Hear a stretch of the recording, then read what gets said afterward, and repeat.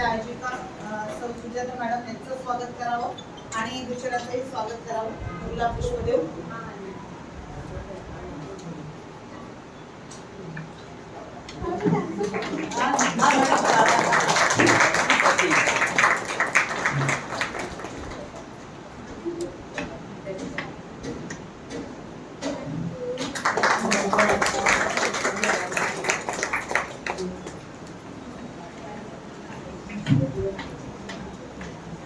मी रुचिराला direct सांगते, तिने जे काही मी तुला सांगितलेलं आहे आमच्या लेवलला आम्हाला काय हवं आहे काम करायला ते थोडक्यात तू बोला.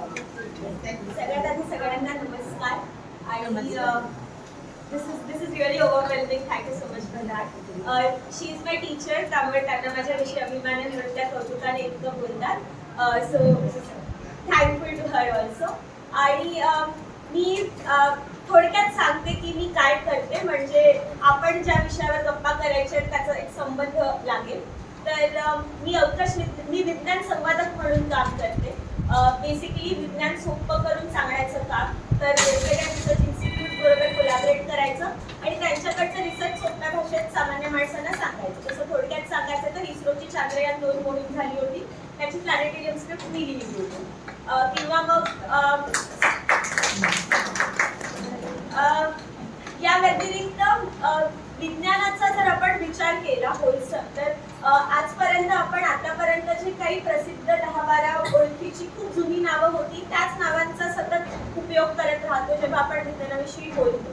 मग ती मेरी क्युरी असेल किंवा मग ते होमी भाभा असतील किंवा विक्रम साराभाई असतील, त्या सगळ्यांनी केलेलं योगदान फार महत्त्वाचं आहे. पण आपल्याला आत्ताच्या जनरेशन बरोबर जर कनेक्ट करायचं असेल तर आपल्याला आताची उदाहरणं पण त्यांना द्यावी लागतील आणि आत्ता पण आपल्याकडे त्यांच्यासाठी आदर्श आहेत हे दाखवावे लागेल. तर this is something that I do. मी आत्ताचे जे आदर्श काम करणारे तरुण आहेत ते शोधते आणि त्यांचं काम सोप्या भाषेत समाजाला सांगण्याचा प्रयत्न करते. त्यातनं त्यांना पण प्लॅटफॉर्म मिळतो आणि त्याच वेळेला समाजात इतर लोकांना पण समजतं की जर ते आता या काळात हे करू शकतायत तर मी पण हे करू शकतो किंवा करू शकते. आणि या व्यतिरिक्तच माझा मेकशिफ्ट म्हणून एक स्टार्टअप आहे आणि त्या अंतर्गत आम्ही नाविन्यपूर्ण शिक्षण या विषयात काम करतो. सो नॅशनल एज्युकेशन पॉलिसीमध्ये जे वेगळे नवीन विषय आले आहेत म्हणजे design thinking, problem solving, innovation education, digital citizenship, global citizenship, त्याचे अभ्यासक्रम आम्ही बनवतो आणि आम्ही शिक्षकांना आणि विद्यार्थ्यांना त्याच्यासाठी ट्रेन करतो की हे विषय आपण वर्गात जाऊन कसे शिकवायचे.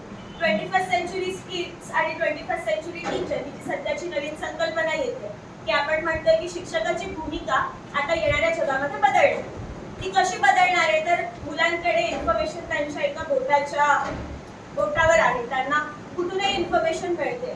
जेव्हा मी शाळेत जात होते म्हणजे 10 वर्षांपूर्वी, तेव्हा शाळेमध्ये माहितीचा स्रोत हा पुस्तकं, कधीतरी चुकून गुगल, नाहीतर मग शाळेतल्या बाई असायचा. पण आता जर आपण विद्यार्थ्यांबरोबर बसलो तर त्यांना ऑलरेडी खूप माहीत असतं, कारण त्यांना रील्समधनं, युट्यूबवरनं, गुगलवरनं, ChatGPT आता नवीन आलंय, त्या सगळ्या माध्यमातून नवीन माहिती मिळत राहते. मग ते शिक्षकांकडे काय येणार आहे, कारण शिक्षकांचा रोल मग शिक्षकांना पण बदलावा लागणार आहे. तो बदललेला रोल काय असणार तर शिक्षकाला फॅसिलिटेटरची भूमिका घ्यावी लागणार. फॅसिलिटेटर म्हणजे काय, जो त्यांना रस्ता दाखवणार आहे, जो त्यांना हेल्प करणार आहे. त्यांना माहितीसाठी तुमच्याकडे यावंच लागणार नाहीये, त्यांना यायचं पण नाहीये. मग आपण ते जे टेन्शन आहे ना माहितीचं ते बाजूला पार्क करून ठेवूया आणि त्यांना आपण फॅसिलिटेशन कसं छान करू शकतो हे आपण बघूया. सो आम्ही शिक्षकांबरोबर त्यासाठी पण काम करतो की फॅसिलिटेटर होणं म्हणजे नेमकं काय असतं आणि त्यासाठी तुम्ही काय काय करू शकता. सो आता मी विज्ञान कॉन्व्हर्सेशनकडे येते. जेव्हा आपण विज्ञान संवाद करायचं म्हणतो किंवा आपल्याला वैज्ञानिक जागृती करायची आहे, वैज्ञानिक दृष्टिकोन विद्यार्थ्यांमध्ये रुजवायचा आहे, ही एक गोष्ट NEP पण बोलते आणि सध्या सगळीकडे या विषयावरती बोललं जाते. तर वैज्ञानिक दृष्टिकोन रुजवायचा म्हणजे नेमकं काय करायचं. आपण सगळ्यांनाच तुम्ही वैज्ञानिक भाषा सांगत नाही आहोत, कारण समाजात सगळ्या प्रकारचे लोक असले पाहिजे. मग सगळ्या माणसांपर्यंत विज्ञान का पोहोचवायचं, कारण वैज्ञानिक दृष्टिकोन रुजवला तर माणसं रॅशनल विचार करायला लागतील, ते प्रश्न विचारायला शिकतील. आता मुलांना प्रश्न विचारायला शिकवले तर त्यांनी वैज्ञानिकच व्हायला पाहिजे असं बंधन नाहीये, ते कलाकार पण होऊ शकतात पण ते प्रश्न विचारू शकतात. आणि जर आपल्याला सजग समाज पुढचा तयार करायचा असेल तर वैज्ञानिक दृष्टिकोन आता निर्माण करण्यावाचून आपल्याकडे पर्याय नाही. सध्या जी इन्फॉर्मेशनचा ओव्हरलोड आपल्याकडे येतोय, जो व्हॉट्सअपकडनं असेल किंवा इतर कोणत्याही माध्यमातून असेल, त्या माध्यमातून येणाऱ्या त्या ओव्हरलोडमुळे होतं काय आहे की आपल्याला खूप माहिती मिळते, मग त्यातनं योग्य माहिती कोणती आणि अयोग्य माहिती कोणती हे पण आपल्याला कळत नाही. यावरच डिजिटल सिटिझनशिप विषय एनईपीने इंट्रोड्यूस केला, कारण त्याची गरज आहे. का? कारण तुम्ही या डिजिटल इन्फ्रास्ट्रक्चर मध्ये स्वतःला कसं सस्टेन करणार आहात ते खूप महत्त्वाचं असणार आहे. मग त्या काळामध्ये येणारी माहिती प्रोसेस कशी करायची, ती महत्त्वाची कोणती आहे, ती कशी घ्यायची, यासाठी प्रश्न विचारायला आणि त्या दृष्टिकोनातून रॅशनली विचार करायला विद्यार्थ्यांना आपल्याला शिकवावं लागेल. आणि ते जर आपल्याला करायचं असेल तर सगळ्यात आधी शिक्षक म्हणून ते आपल्याला आपल्यात पण इन्व्हाइट करावं लागेल. आता आपण आपल्यात ते इन्व्हाइट करायचं म्हणजे काय करायचं?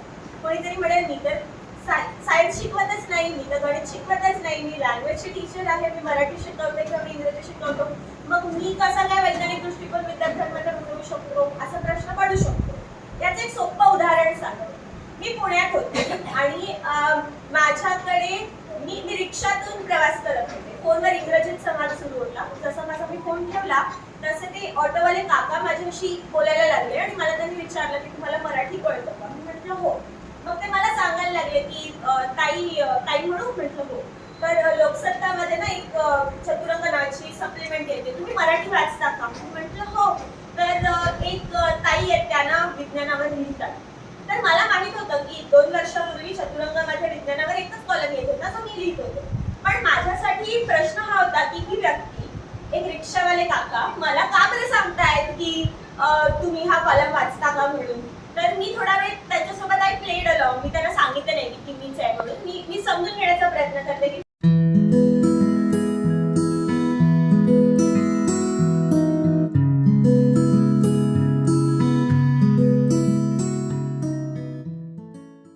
नाव जर तुम्ही ऐकलं असेल, देवकणांचं नाव जर ऐकलं असेल, तर देवकणांचा शोध जिथे लागला ते युरोपातलं जे सन म्हणून एक ठिकाण आहे, ज्याला फिजिक्सची पंढरपूर वगैरे असं म्हणतात. तर 2 वर्षापूर्वी तिथे मला माझ्या कामाचं प्रेझेंटेशन देण्याची संधी मिळाली, ज्यात मी प्रादेशिक भाषांमध्ये विज्ञान संवाद कसा करायचा आणि विद्यार्थ्यांना आणि एकूणच प्रवाहाला विज्ञानाकडे कसं आणायचं या विषयावर चर्चा केली होती. आणि या व्यतिरिक्त माझी छोटीशी कंपनी आहे आणि आम्ही नाविन्यपूर्ण शिक्षण या विषयात काम करतो. सो तुम्ही सगळेजण नॅशनल एज्युकेशन पॉलिसी तुम्हाला सगळ्यांना माहिती असेल, त्यात जे नवीन विषय इंट्रोड्यूस झाले सेक्शन 4 अंतर्गत design thinking, problem solving, global citizenship, digital citizenship, त्या सगळ्याचे कार्यक्रम आम्ही बनवतो.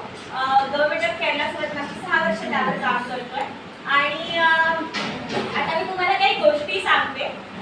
सगळ्यात पहिला आणि सगळ्यात महत्त्वाचा मुद्दा की ते किती विज्ञानाचे शिक्षक आहेत.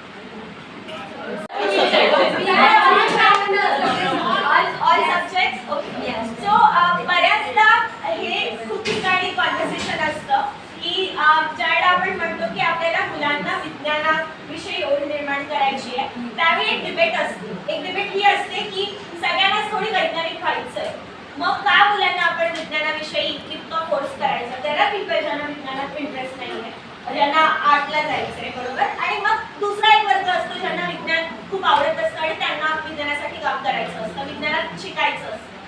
या दोघांनाही एकत्र करून त्यांच्यासाठी विज्ञानासाठी सारखेच एफर्ट्स घेण्याची गरज काय आहे, हा पहिला प्रश्न बऱ्याचदा शिक्षकांना पडतो. मी आतापर्यंत 10,000 शिक्षकांचं ट्रेनिंग केलंय आणि त्यात हा प्रश्न बऱ्याचदा शिक्षकांनी विचारला. तर मी अज्युम करते की हा प्रश्न इथे पण काही जणांना पडला असेल. त्याचं एक साधं सोपं सरळ उदाहरण सांगण्यासाठी मी त्या वर्गात 2 उदाहरणं दिली होती. तीच उदाहरणं इथे परत देते. मी ज्या वेळेला पुण्यामध्ये एका रिक्षाने प्रवास करत होते आणि माझे जे रिक्षा ड्रायव्हर होते ते अचानक माझ्याशी मराठीत बोलायला लागले. तर त्यांनी मला विचारलं तुम्हाला मराठी समजतं ना? मी म्हटलं हो. आणि मग त्यांनी त्यावर मला असं सांगितलं की एक लोकसत्ता नावाचं वृत्तपत्र येतं आणि त्यामध्ये एक चतुरंग नावाची पुरवणी. आता ही गोष्ट 2 वर्षापूर्वीची आहे. 2023 मध्ये जेव्हा मी लोकसत्तेत ते सदर करत होते. आता मी वन्स इन अ व्हाईल लिहिते, दररोज लिहित नाही दर शनिवारी. तर त्यांना मला कळलं की त्या पुरवणीत एकच विज्ञानावर कॉलम येतो जो माझा आहे. पण मला हे समजत नव्हतं की हे रिक्षावाले काका मला का बरं ही गोष्ट सांगायला लागतात. तर मी त्यांना म्हणले की छान आहे, मग तुम्ही वाचता का तो कॉलम? तर ते म्हटलं हो. तुम्ही नाही वाचत, तुम्ही वाचलं पाहिजे. म्हटलं यासाठी तुम्ही मला सांगताय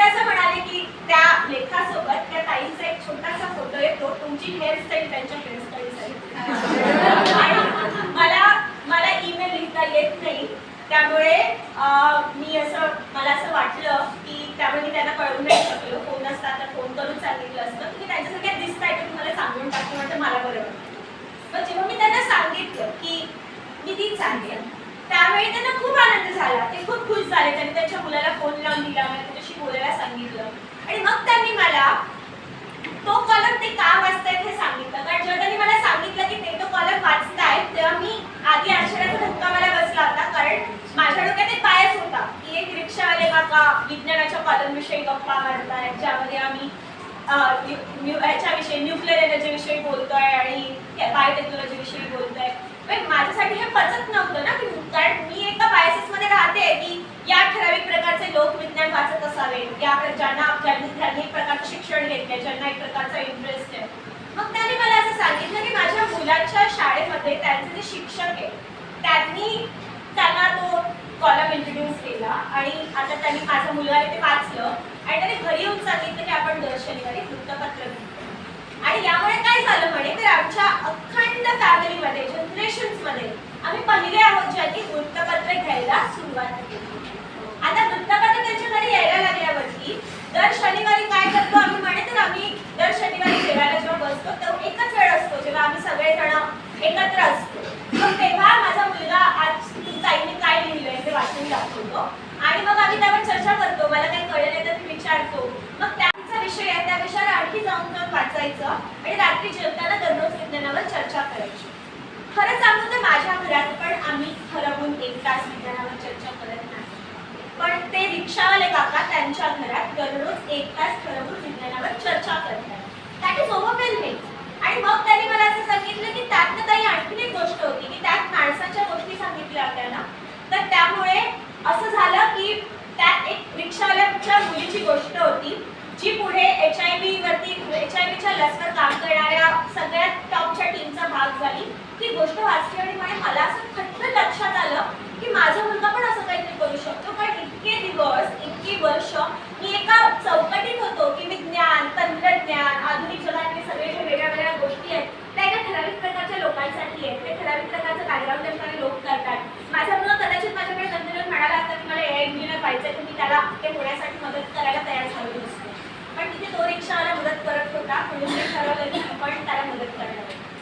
आणि that was in a way a very interesting point for me. जरी त्यांनी नंतर पुढे जाऊन आणखी रिक्षावाल्यांना सांगायला सुरुवात केली की तुम्ही पण वृत्तपत्र घेतली पाहिजे, वाचलं पाहिजे. आणि मग त्यांच्या कम्युनिटीत त्यांच्या चाळीत सगळे लोक वृत्तपत्र घेऊन वाचायला लागले होते. इथे जरी त्यांनी ते क्रेडिट त्या कॉलमला दिलं असलं तरी जर आपण व्यवस्थित यावर रिफ्लेक्ट केलं तर लक्षात येतं की त्याचं खरं क्रेडिट त्याच्या शिक्षकांचं होतं. कारण त्या शिक्षकांनी वर्गामध्ये त्या मुलाला तुम्ही हे वाचलं पाहिजे असं सांगितलं, त्याला आवड लागावी म्हणून दर आठवड्याला वर्गामध्ये वाचन करवून घेतलं. आणि त्यांच्याही नकळत त्या एका शिक्षकांनी फक्त या मुलावर नाही तर त्याच्या पूर्ण फॅमिलीवर, त्याच्या येणाऱ्या पुढच्या सगळ्या जनरेशन्सवर, त्यांच्या आजूबाजूला राहणाऱ्या अख्ख्या कम्युनिटीवरती, त्या काकांच्या काम करण्याच्या कम्युनिटीवरती अशा आणखी कितीतरी हजार माणसांच्या लाईफवरती ऑलरेडी इम्पॅक्ट केलं होतं. And that was a very interesting moment for me. आपण ज्यावेळेला विज्ञानाविषयी बोलतो त्यावेळेला आपण विक्रम साराभाईंविषयी, होमी बाबांविषयी, अब्दुल कलामांविषयी, मेरी क्युरीविषयी सगळ्यांविषयी बोलतो आणि वी ट्रूली ॲडमायर देम. त्यांनी याचं फाउंडेशन तयार केलं. पण जर आपल्याला आपल्या आजच्या काळातल्या आताच्या विद्यार्थ्यांसोबत बोलायचं असेल तर आपल्याला त्यांना आताचे आदर्श द्यावे लागतील. त्यांना त्याच जुन्या गोष्टी जर आपण सांगितल्या तर मुलं कनेक्ट नाही करणार, ती बोर होणार. मग ती आताचे आदर्श आपण मुलांना कुठून देणार आणि कसे देणार? त्यासाठी आताचे आदर्श कोण आहेत हे आपल्याला माहिती करून घ्यावं लागेल. आणि तिथे आपण किती जागरूकतेने या सगळ्या गोष्टींकडे बघतो ती गोष्ट मला वाटतं प्रकाशात येते. मला माहिती आहे शिक्षकांना खूप काम असतं आणि त्यांना शाळेत शिकवण्या व्यतिरिक्त पण भरपूर डॉक्युमेंटेशन पण करायचं असतं. पण तरी पण दिवसातून, आठवड्यातून एक थोडासा वेळ काढून आपण सध्या जे अपडेट्स चालू आहेत त्या विषयावरती काही माहिती मिळवण्याचा प्रयत्न करतोय का हे आपण बघितलं पाहिजे. कारण येणाऱ्या काळामध्ये शिक्षकाची भूमिका बदलते. आम्ही जेव्हा शाळेत जायचो तेव्हा जरी गुगल होतं तरी आमच्या सगळ्यांकडे फोन नव्हते. मीही आत्ताची 9-10 वर्षांची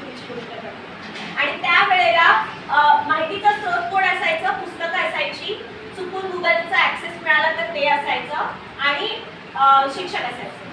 आता गंमत अशी आहे की मुलांकडे प्रत्येकाकडे स्वतःचे फोन आहेत, आपण कितीही नाकारलं तरी, आणि त्या फोनवरती मुलांना सगळ्या माहितीचा, सगळ्या गोष्टीचा, सगळ्या प्रकारचा ऍक्सेस आहे. तर आपण ते माहिती घेण्यासाठी शिक्षक तर राहणारच आहेत ना सिस्टममध्ये. मग शिक्षकांचा सिस्टममधला रोल बदलेल, इव्हॉल्व्ह होईल येणाऱ्या काळामध्ये. तो इव्हॉल्व्ह रोल काय असेल, तो फॅसिलिटेटरचा रोल असेल. तुम्हाला त्यांना दिशा दाखवायची, तुम्हाला फक्त त्याला गाईड करायचं, तुम्हाला त्यांना फक्त अँकर करायचं. कारण येत्या लाईफमध्ये शिक्षकाचं अँकरिंग, कारण माणसाकडे आता सगळ्या गोष्टी आहेत त्यांच्या हातात, पण मेंटरिंग नाही आहे. ते घेण्यासाठी त्यांना माणूसच लागणार आहे, ते एआय नाही करू शकणार आहे त्यांच्यासाठी. त्यासाठी शिक्षकाने स्वतःला त्या पद्धतीने अडॅप्ट करणं पण गरजेचं आहे. मला माहिती आहे तुम्ही सगळेजण खूप एक्सपर्ट आहात, तुम्ही खूप एक्सपिरियन्स्ड आहात, पण तरी मी जे थोडं बाहेरचं जग पाहिलंय मागच्या 10 वर्षांमध्ये, त्या अनुषंगाने आणि त्या अनुभवावरनं इतकंच सांगेन आणि निवेदन करेन की तुम्ही स्वतःला थोडंसं रिलॅक्स आणि फ्लेक्झिबल करण्याचा प्रयत्न करा. कारण शिक्षकांच्या कम्युनिटीचा एक ड्रॉबॅक असा असतो की ते एका ठराविक प्रकारच्या वर्तुळामध्ये सातत्याने राहत असल्यामुळे त्यांच्यासाठी ते वर्तुळ त्यांचं जग होऊन जातं. आणि ज्या वेळेला ते या जगाच्या बाहेर पाय ठेवत नाही, त्यावेळेला पण आपल्यासोबत जी समोरची मुलं असतात ते बाहेरच्या जगासोबत खूप जास्त कनेक्टेड असतात, आणि मग त्या वेळेला त्या दोघांच्या बॉन्डमध्ये त्याचा परिणाम होण्याची शक्यता असते. आणि म्हणून flexibility is something which you should mindfully accept and adapt to. हे स्किल आहे जे तुम्हाला शांतीने विचार करून आणि थोडा वेळ देऊन अडॅप्ट करावं लागेल. आणि ते कठीण आहे, मला माहिती आहे, ते चटकन होणार नाही. आणि जसं आपलं वय वाढत जाणार आहे, अनुभव वाढत जाणार आहे, तसं ते आणखी कठीण होत जाणार आहे.